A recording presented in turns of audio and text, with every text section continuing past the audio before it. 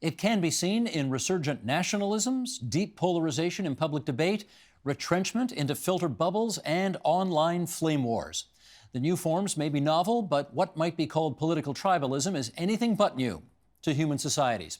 Joining us now on the science of us versus them, in Cambridge, Massachusetts, Rebecca Sachs, professor of cognitive neuroscience at the Massachusetts Institute of Technology.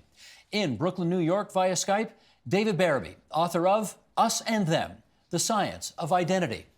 And here in our studio, Will Cunningham, professor of psychology at the University of Toronto, and Ann Wilson, professor of psychology at Wilfrid Laurier University and a fellow at the Canadian Institute for Advanced Research, or CIFAR, as it's also called. It's good to have you two here in our studio, here in the Big Smoke, and to our friends out of town in the States, nice to have you on as well. Rebecca, I'm going to out you. Your mother, Diane Sachs, the Environmental Commissioner of Ontario, has been on our program too, so it is a pleasure to have the other half of the mother-daughter combination on our program tonight. Let's start with this excerpt from an article from a website called bigthink.com. Here we go. We have evolved to depend on our tribes, literally, for our safety and survival. As Jane Howard, biographer of anthropologist Margaret Mead, put it, call it a clan, call it a network, call it a tribe, call it a family. Whatever you call it, whoever you are, you need one. We may not be aware at the conscious level of the influence tribalism has on us, but then most of human cognition happens below the radar of consciousness. Small wonder that this ultimate imperative dominates so much of how we behave, how we think and act, and how we treat each other. Rebecca, get us started. How would you characterize the level of influence tribalism has on us today? So in some ways, it's our greatest strength, right? What makes humans amazing compared to almost any other species is our ability to care for one another, to look out for other people's interests. It starts when we're babies, that we are born caring about other people. And that makes us go to huge lengths, right? We spend our time educating the children of strangers. But it comes at a cost, right? We can't extend that prosociality, that cooperativeness, to absolutely everybody. And so on the one hand, we are these incredibly social, warm, loving, giving, altruistic beings. And on the other hand, that's limited by our parochialism. We love those who are close and neglect or even hate those who are far away. David, what would you add to that? When you emphasize how much this is a part of the human mind, you can make it sound like we're sort of stuck with certain loyalties and certain group affiliations. And I mean, I think that one of the most striking aspects of this phenomenon is how flexible it is and dependent on people's circumstances. It really is beyond the sort of immediate network of people you see every day. It really is a kind of act of the imagination to feel that you have something in common with someone who is 3,000 miles away or on another continent, who you may never meet or never even hear of. And yet that is part of our success, that we can make these really large leaps of the imagination and feel connected to people who are not physically close to us. And let me go to Will next. How central to our minds is this and us, or this versus us versus them psychology? Well, that's a great question, but I think the issue is that we categorize to make sense of the world also, right? So we have to understand who people are, what they're like, and oftentimes it also creates exaggerations, right? So in addition to this idea of the us and them, we also have the idea that as soon as we create the categories, right, we become, and we start seeing each other as being a little more different. So I agree entirely with what's been said already about all of the kind of wonderful aspects of creating collectives, but we also have to deal with the fact that once we actually create them, they are going to have these downside consequences. Let's go to Sheldon Osman, our director, for a second. Sheldon, let's see the Jumbotron behind us, because that sets up our next question. Let's go back into our evolutionary past. We're going back a long time ago. Those who were outside our group, or outside our tribe, how did we perceive them all those years ago? Well, I mean, as has already been kind of highlighted, one of the reasons why we have these propensities is because right from ancestral times, our evolutionary past, it was really important for us to find groups of people. We weren't very good at surviving alone. So we have all of these mechanisms for really wanting to have that belongingness, but it also means that we're going to have a mechanism for some sort of suspicion of outsiders, right? So if it's a group that we don't know, then it's often going to be adaptive to us to have some suspicion to make sure that we approach with caution. They might not mean us well. And in some cases, if groups are being in contact for the first time, it may also mean that you're being exposed to disease that you don't have immunity to for your tribe. So all of those things are part of the ancestral past, but these propensities now are still with us in a very different kind of society. We don't live in those kinds of tribes anymore. In which case, following up, if back then you were ostracized from the tribe or from the group, was that a death sentence? Well, for the most part, right? So survival and reproduction, those were the two things. And if you weren't able to do those things, then you're not going to be passing on your genes. So people who are able to be part of the group were a lot more likely to survive and pass on those tendencies. David, tell us about an experiment that was done in the 1950s with 10 and 11-year-old boys in Oklahoma. What do we need to know about that? Oh, yes, that's the Robbers Cave experiment, where Robbers Cave was a state park in Oklahoma. And the experimenters took a score or so of 10 and 11-year-old boys who were all very much alike. That is to say, they were all the same age and the same grade. They were all white. They were all boys. And they took them in two groups to this camp, and they said to each group, here's your bunkhouse, here's your swimming hole, go forth and have fun. And within a couple of days, with no further prompting, each group had a name. One was the Eagles, and the other was the Rattlers. And they had these distinct cultures where the Rattlers liked to swear like pirates, and the Eagles were proud of their clean living language, and so on. And then they introduced the two groups to one another. And at that point, and they said they were going to have friendly summer camp sort of competition, tug of war and that sort of thing. And they instantly, or very quickly, came to despise one another, to refuse to eat in the same room with one another, to plot attacks on one another. That was step one of the experiment. It was very striking how quickly they could form tribes out of nothing. And follow up with this, because I gather they tried to replicate that experiment in Lebanon sometime after. What happened then? Yeah, about 10 years later in Beirut, that was tried. And there they had to call the experiment off because they were worried about violence. Somebody, a trio of kids pulled a knife on a fourth kid. What was extraordinary about that experiment is they had brought the children in from Muslim schools and Christian schools. So your first impulse might be to think, well, the Christians and the Muslims went back to their ancient hatred. But that's not what happened. Both teams were mixed, Christians and Muslims. And the three kids who pulled the knife were Christians, and so was their victim from the other team. So we had a new imperative, a new context, make that identity more important in the moment, to the extent that they were willing to make bonds across a very old antipathy that they'd been taught about for all their lives. So that's rather extraordinary. Indeed. So, Rebecca, we have an interesting situation where their own identities took a back seat to this kind of new club that they had established. I wonder if you could help us understand what's actually going on in the brain during this apparent shift from nice everyday kids to mob mentality. That's a strong way of putting it. But I think that David's point is exactly right. And to go back to what he said first, right? Our identities, that's an act of imagination. We all have many choices of which identity feels like the most important one to us in any moment, right? I'm a woman and a scientist, and I'm a Canadian, and I also live in Cambridge, Massachusetts, and I also prefer blue clothing, and I have long hair. And each one of those features of my identity could at any moment be the one that makes me seem relevantly similar to somebody, right? I could make choices now for a Cambridge resident 100 years from now, or feel my identity is connected to somebody in Canada 100 years ago, who of course I could never meet. Identity is always like that, and the connections that we feel to people and the antipathies we feel towards people are both connected to those imagined identities much more than they are to the concrete everyday who we see and who we don't see. So to talk about the robber's cave, for example, and we've done a version of that in our own lab where we tell people they're eagles or rattlers, and we can create enmity and get rid of empathy and actually in just 5 minutes with the same kind of manipulation. The key trick there is actually not just that you assign people to different teams, that you tell them some of you are eagles and some of you are rattlers. The other thing you need is a zero-sum competition. You need some good that it seems like only one group can have. Because otherwise, you might think, well, live and let live. We'll eat over here, you eat over there.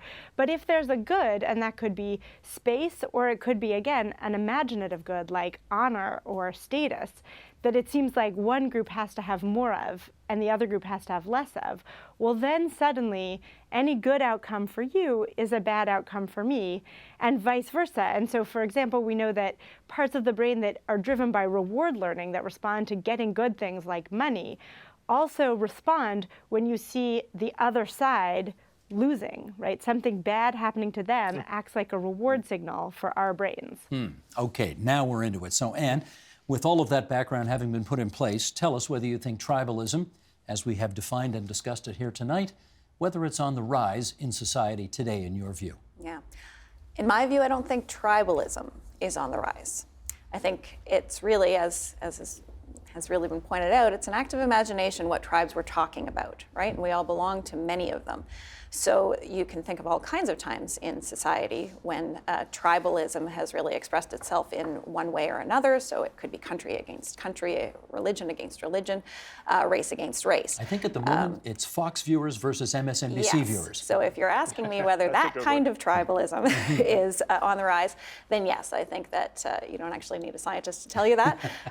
But there's a lot of reason to think that political polarization, that kind of tribalism, is really starting to rise. Okay, Will. So what is prompting this? I think that one thing we've been talking a lot about is simply the idea that identity matters.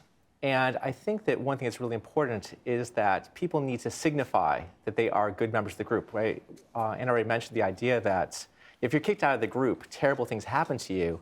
And a very powerful thing we need to do is to ensure that others know that we are good members of the group, right? And so we can do that by doing good things for the group, but we can also, by collectively having another target group, can also maintain, right, our sense of being a good member. And so I think a lot of this virtue signaling is very useful for showing your commitment to the group and solidifying that you're basically a good team member. I thought you were going to go somewhere else, so I'm going to put that to Anne, because, I mean, the tempting thing to say in response to my question is Trump. The second most tempting thing to say is social media. Am I getting close here, Anne? Yeah, actually, can I point out a couple of other things, though? So this has been happening before Trump started, right? This is something you can actually track over time. So he may be a symptom and a cause.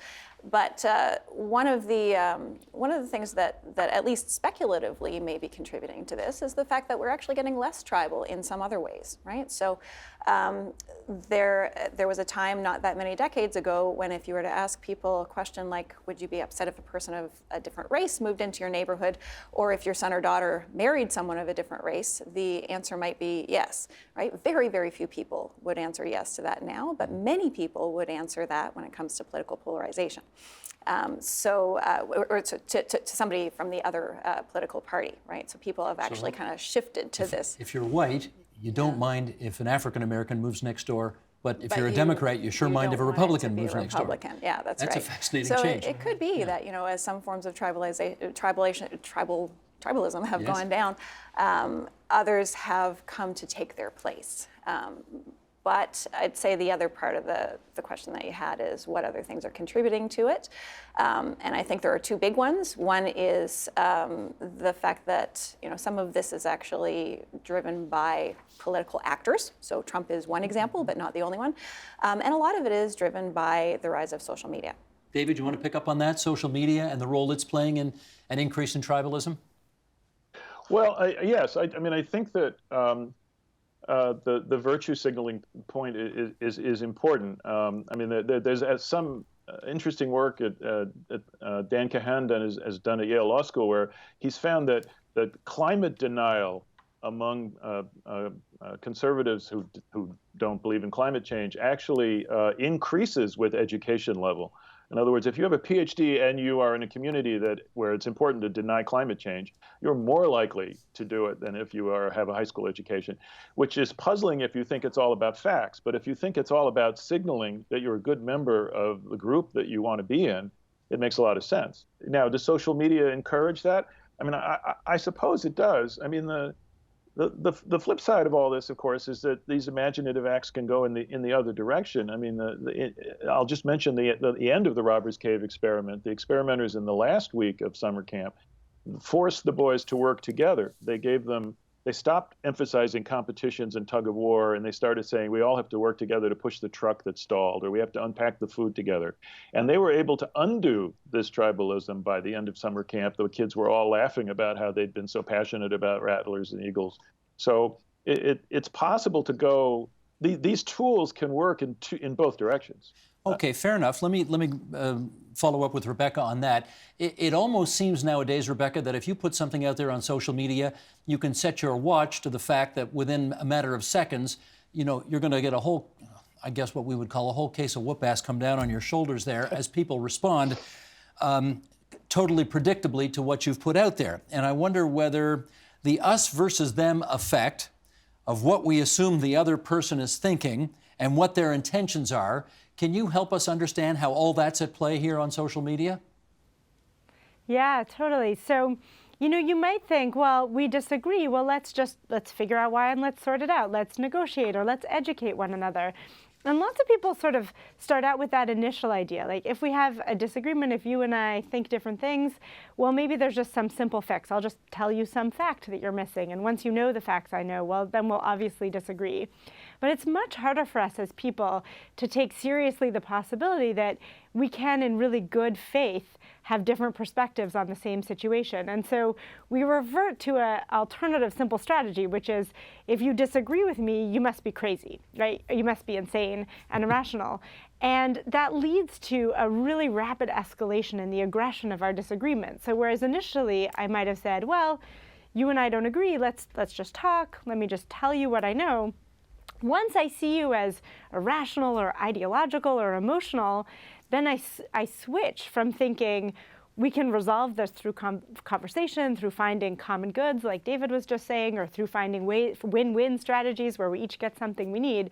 If you're irrational and ideological and emotional, well, then I'll just write you off. I'll advocate for strategies basically to suppress you and to get rid of you, rather than for strategies to find a common ground. And I think you see that intuition that disagreements should be resolved by shouting and silencing a lot in the trolls and the response to things that happen on social media. Yeah, Will, can you follow up on that? Because again, if you and I were having a conversation now and we disagreed on something, I mean, we'd probably try to politely figure out why we disagree and then move on from there. Well, on social media, in 1 second, I assume the worst of you and you assume the worst of me, and it just escalates into craziness. Why does that happen? Well, I think that it's some ideas have been coming out here that our beliefs, what we believe, what our feelings are, it's not simply just the truth value, right? The assumption we have in this conversation is that you and I are both trying to find something that's both true, and we're going to try to convince each other of that. But our beliefs have many more functions. We've already talked about the idea of being a member of the group, but they also give meaning to our lives. Right, what we believe is much more than just kind of the truth statement, and especially on social media where things are so simple, right, that we're probably fulfilling many psychological needs at the same time, and it could be this idea of trying to win versus you. It may be the idea that, again, what we were talking about earlier, that I want to signal with the group I want to believe, what I want to belong to. Or oftentimes we're also seeking out information that already confirms what we believe, right? In an uncertain world, it's really necessary for us to try to figure out what's going on, especially with complex things. And simple answers are very easy. And in 120 characters, you can get some very simple answers to really hard questions. Well, they're really nice on Twitter these days. I think they give us, what is it now? They give us 280 characters now? Oh, yeah. We're up to 280 now. So we can be far more verbose in our idiocy on Twitter nowadays. And you've been researching something, I gather, called false polarization. Tell us what that is. Yeah, well, although we've been talking about how polarization is rising, my research suggests that at least part of it, when it comes to political polarization, is also imagined instead of real. So we're not as polarized as we think? So it's not entirely wrong to say polarization is increasing. But if you were to actually ask people, how different are you from people on the other side, people generally overestimate that. And the interesting thing that we're finding is that people overestimate it more for the most extreme and often the most egregious kinds of attitudes, so the ones that people actually tend to take issue with, right? So if you just talk about policy attitudes on the left or the right, then people are pretty good at estimating how much division there is between the groups, but that's also not the things that tend to get people really worked up. But the ones that are really important to us, that hold moral kind of weight, so things like how many conservatives are racist, or how many liberals are extremely ideologically opposed to free speech, and those kinds of things, we often end up assuming that these are, that this is really prevalent on that side, and every time you meet someone, they're going to be like that. And we actually find that it's a really small percentage of people on both sides who agree with those kinds of statements. But if you ask people from the opponent party how many people agree, they'll drastically overestimate. They think that it's actually a majority of people. So we often end up disliking people not because of what they actually believe, but because of what we think they believe. I hear what you're saying, but David, let me get you to follow up on that insofar as it sure looks like in your country, which has the kind of system that I guess encourages this kind of thing. You don't have a parliamentary democracy. You have Congress, where different branches of government are supposed to try to find the sweet spot of compromise and then make policy as a result. It sure looks these days, more than ever, like the whole idea is to crush your enemy as opposed to finding the sweet spot of compromise, which will lead to actually something constructive coming out of it. Do you agree with that? Well, what's really fascinating about polarization is how it differs. The issues, the sort of rational conversation you've described still happens around all sorts of issues, like should we replace the sewer system? Very few people get into a tribal thing about that. But the issues that cause people to get tribal, if you want to say that, are different from place to place. Like in Europe, it's GMOs. Americans are not very exercised about GMOs. On the other hand, they are exercised about guns, whereas in almost everywhere else in the world, gun control is simply, well, what would keep, what can we rationally do to reduce people shooting one another? And it's simply an administrative thing that's solved. So it's really fascinating that it's not the same issues that get people crazy. That's, I guess, a tip-off that it's not about factuality. It's about what you're signaling to other people about where you are and who you are. Let's bring another voice into this conversation. Here's the New York Times columnist David Brooks, back last month, writing in the New York Times, "From an identity politics that emphasized our common humanity, we've gone to an identity politics that emphasizes having a common enemy. On campus these days, current events are often depicted as pure power struggles, oppressors acting to preserve their privilege over the virtuous oppressed."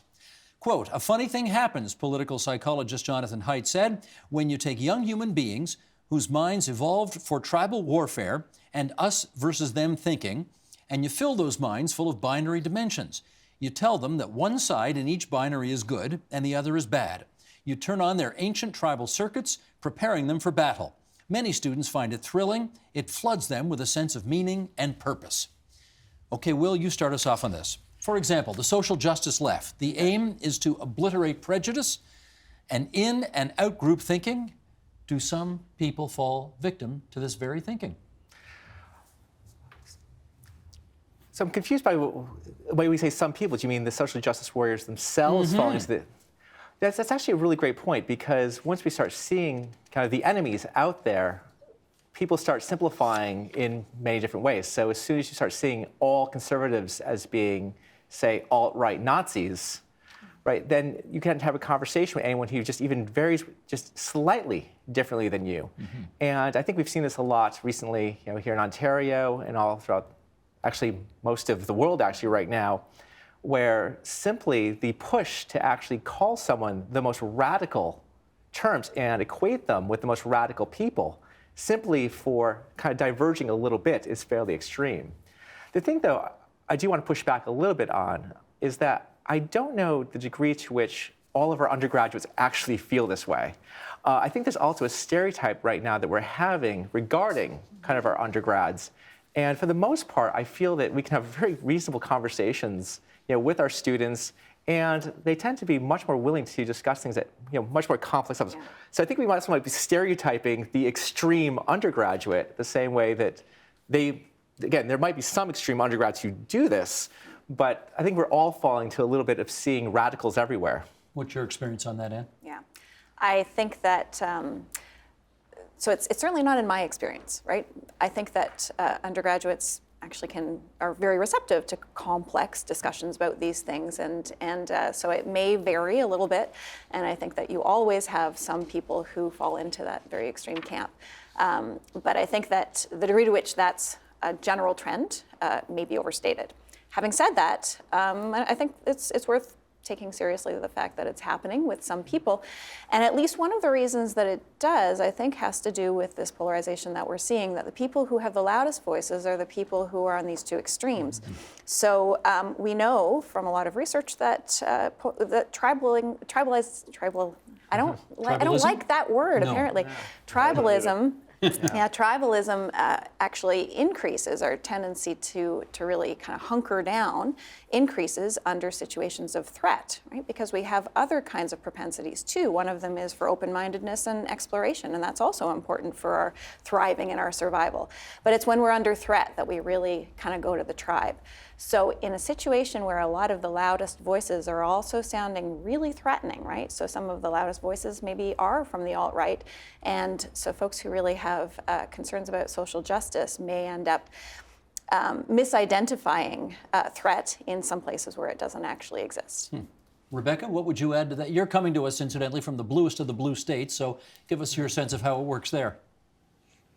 Well, so one thing I think is funny about the quote that you read from David Brooks is one of the examples of a false polarization that drives me crazy is old people talking about young people. Old people saying, look at all these young people, they're all completely crazy, they're all so polarized and so nuts. And it's exactly the phenomenon Anne was saying, where if there's a few young people who take a stronger position than David Brooks is comfortable with, suddenly it's all young people and all over our campuses and all, they're all a problem. The other thing I just want to raise is, so the idea of a social justice warrior, that phrase, that's a pejorative term invented by the right. So I think we should be careful about just accepting it as a description of people.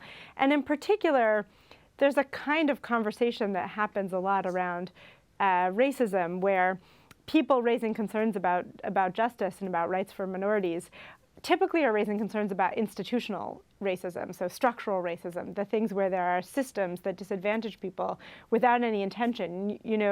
Steve, you started this whole conversation by saying so much of the us and them mentality that's a problem is unconscious, right? There's lots of ways in which we perpetuate us and them dynamics without intending to.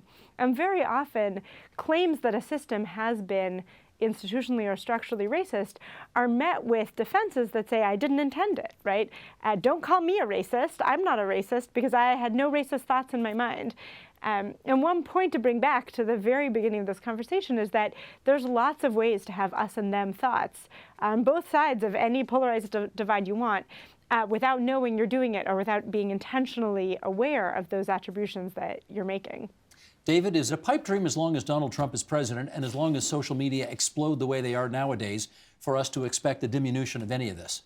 Well, I've actually noticed there seems to be a change in tone, I'd say, over the past, almost even the last couple of months, where I feel like, there's that term jump the shark, right? Where it seems that things were getting very extreme, very polarized. And I've noticed even on my own Twitter account, on my own profile, people who were fairly extreme having this kind of push back towards the middle. I have some of my most liberal friends saying, where's Romney these days, right? And there's this sense, I think, that perhaps things had to push, right, to a fairly kind of extreme level for us to kind of miss the idea of the collective we. And it really feels this day, at least to me, that many people have gotten to that point. There's a lot of secret message boards that are now happening discussing, how do we restore a we, right? Why do we have to see ourselves in the smallest level of the aggregate, right? Or can we build back, right, to some kind of collective goals, collective ends? And what I've been doing over the past couple of months has been very refreshing. I've been trying to have conversations with people who differ from me as much as humanly possible. And with the exception of one person, They've actually gone a lot better than I've expected. What do you account for that? Well, what I've done is I've tried a new tactic. Right? Rather than assuming that just because someone disagrees with me or disagrees with the ends of what I'm trying to accomplish, right, they must be fundamentally corrupt. So instead, I've tried to do is start with where's this part where we actually agree. And one thing I've noticed, even with many people who've actually, I thought I would have nothing in common with, right, there are these global ideas. A conservative might also support fairness, but they might think about it in a slightly different way. And if we start from what we share and move from there, it can be very refreshing, the kind of conversation we can have. And I think that things have gotten so bad. I think there's a lot of people, especially you've talked about the fact that there's a lot in the people in the middle who I think are this new silent majority. And in our last 30 seconds here, we've got to the edge, we've peered over, we don't like the look of it, we're moving back? Yeah, You think? I think so. I talk about 3 C's. I think we need to curate our social networks a little bit wider, let more people in. We need to communicate better and listen to people outside of those ideological divides. And I think we need to challenge. So I think that the way that political actors are behaving is sometimes more polarized than how regular people are. And if we hear that kind of rhetoric, I think we should say no. Terrific. I've appreciated having all 4 of you on our program tonight. Can I thank Rebecca Sachs, Professor of Cognitive Neuroscience at the Massachusetts Institute of Technology, David Barabee, author of Us and Them, The Science of Identity, and here in our studio in Toronto, Will Cunningham from the U of T, Ann Wilson from Wilfrid Laurier University. Thanks so much to all 4 of you. Thank you. Thank you. Thank you.